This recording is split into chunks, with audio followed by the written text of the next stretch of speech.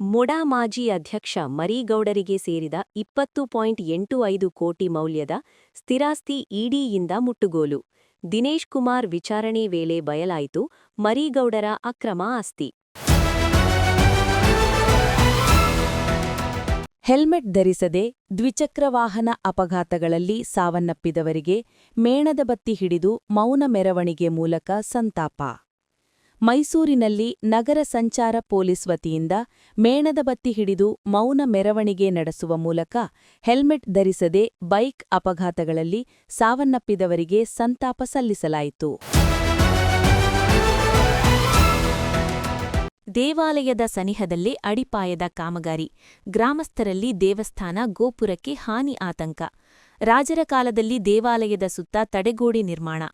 ದೇವಸ್ಥಾನ ಗೋಪುರ ಸುಭದ್ರತೆಗೆ ಕಲ್ಲು ಮಣ್ಣಿನ ಸುಭದ್ರತೆ. ದೇವಸ್ಥಾನ ಬಳಿ ಅಡಿಪಾಯ ತೋಡಿದರೆ ಭೂಮಿ ಸಡಿಲದ ಚಿಂತೆ. ಸರ್ಕಾರ ಮಾಡಿದಂತಹ ನಿಯಮವನ್ನ ತಾನೇ ಉಲ್ಲಂಘನೆ ಮಾಡುತ್ತಿದೆ.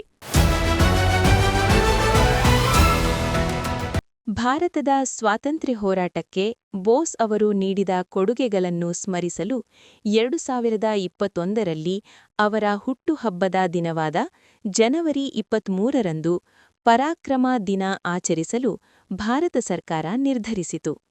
ಈ ದಿನದ ಆಚರಣೆಯ ಮೂಲ ಉದ್ದೇಶ ಸ್ವಾತಂತ್ರ್ಯ ಹೋರಾಟಕ್ಕಾಗಿ ಅವರು ಮಾಡಿದ ತ್ಯಾಗವನ್ನು ಮುಂದಿನ ಪೀಳಿಗೆಯವರಿಗೆ ತಿಳಿಸುವುದಾಗಿದೆ.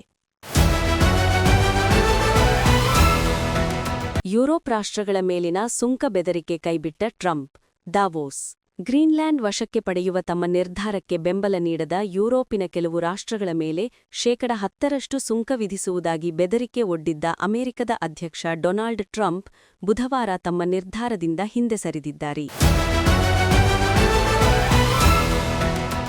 ಭಾರತದಲ್ಲಿ ಟಿ20 ವಿಶ್ವಕಪ್ ಆಡಲ್ಲ ಬಾಂಗ್ಲಾದೇಶ. ಢಾಕಾ.